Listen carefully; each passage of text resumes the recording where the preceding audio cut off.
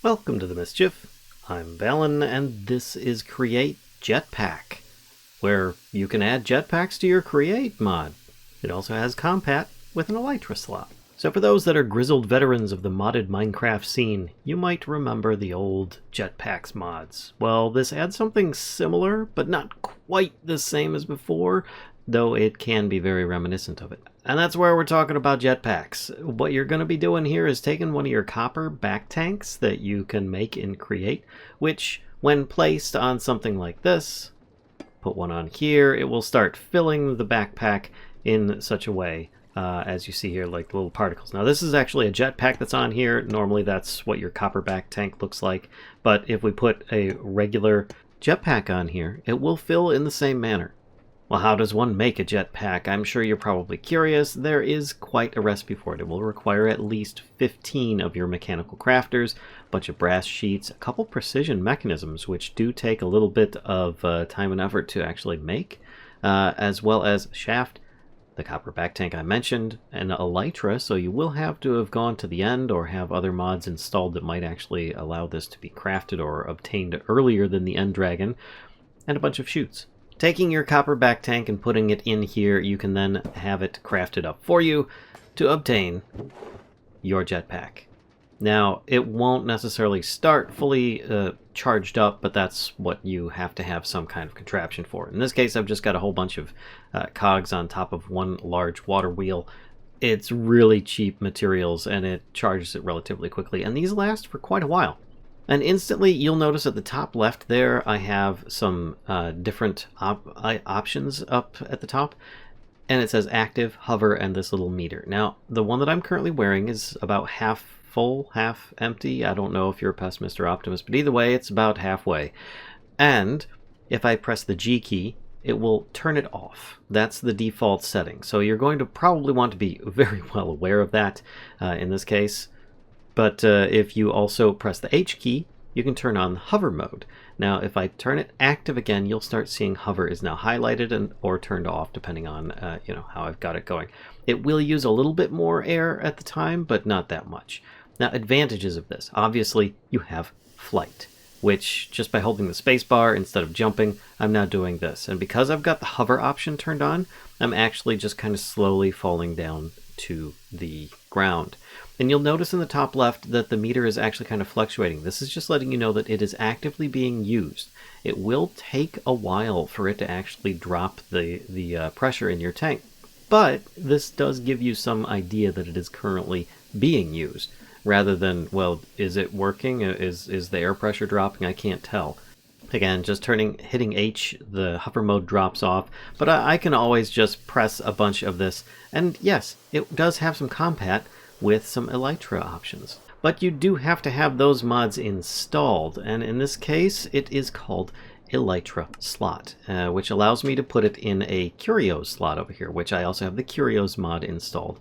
Now there are some other mods that may be required as part of the lib and stuff like that. Please check the description below for any and all details for how you can install all these things together, because there's several mods currently going on here, but it does make for a lot of fun in your playthroughs. Now you don't have to have your Elytra equipped. It's just an added option, and I thought it would be really neat to do so. Now, you probably also noticed that the one that I'm wearing is a little bit darker than your other ones. Yes, you can also upgrade a netherite back tank. So if you've already got a game in progress or something and you've made a netherite back tank, or you just don't have the elytra yet, but you do have access to netherite, you can make a netherite back tank just so that you can either breathe easier if you've got some breathing options required in your mod pack, or to allow you to go underwater, etc. But you just put that in place instead of your copper back tank, and instead you'll get a netherite jetpack instead of the regular jetpack, which then of course gives you all the benefits of the netherite back piece, as well as the ability to jet blast into the sky.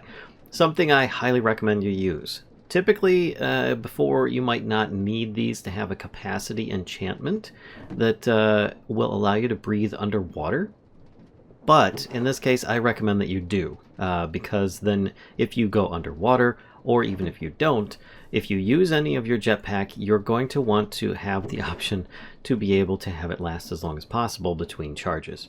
Now, another way of making the netherite jetpack is not necessarily using this in that style. You can also take a regular like jetpack here, put it in place. You get your smithing templates that you got from Bastion, as well as a netherite ingot, and you can make yourself a netherite jetpack just like that. Pow. Just to give you an idea of what it looks like without the rest of the armor, it looks pretty good. And yes, I do have the elytra set up, so if I take that off, and you know, I've got a cape going on, so that's going to be an option. But entirely up to you. In this case, I want to keep the elytra on because I do want to showcase a little bit of important information for you. One is that let's go into survival mode, and that is if I go up in the air and land, it's going to hurt a lot. So I do recommend getting feather falling on your shoes just so that you take a lot less damage at the very least. I mean, it's not, if you have your elytra equipped, obviously there's nothing really going to stop that from happening, but at the very least feather falling can help you out a lot. Now, it can be a little frustrating at times to actually you're trying to just go up a little bit more and instead you end up elytraing into the sky. Well, that you can either remove the elytra, just take it off of there for temporary. If you have cosmetic armor, you could always put it in a cosmetic armor slot or something like that.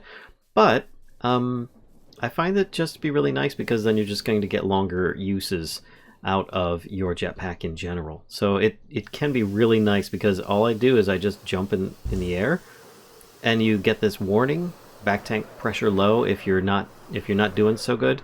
But, I mean, I've got my elytra, which is still going to allow me...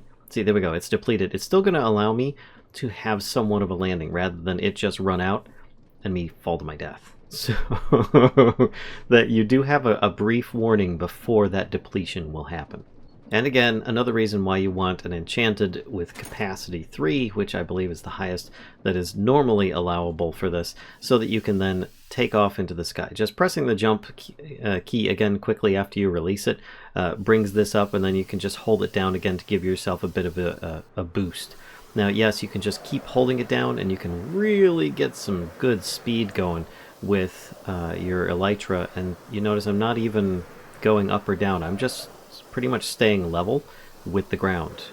If I want to, I can still go up and gain speed. It's that effective. But anyway, other things of note, that is going to be underwater. If you notice here, I am now underwater. I don't have my helmet on. Let me put this helmet on here so that I can at least breathe again. There we go. Oh, much better. But normally when you've got your setup down here, you can jump underwater, but because you've got a jetpack, you can actually launch yourself up and out of the water, just straight up and out, even into elytra flight. It's just spectacular with the options that you then now have at your fingertips. And of course, this does require you to have access to elytras if you do add in the Elytra Slot option, or at the very least, you're going to have access to an elytra to craft this, because it is part of the base recipe in order to make it. So you will have had to have gone to the end. So it's not early game cheaty or anything like that. It is very late game and can be helpful in a lot of exploring. So if you enjoyed this video and would like to see more, please be sure to give a like, comment, subscribe. Don't be afraid to come visit us on Twitch, where we live stream regularly, or on our Mischief of Mice 2 channel, where we post all of our VODs from that live stream. And until next time, folks, I'll see ya.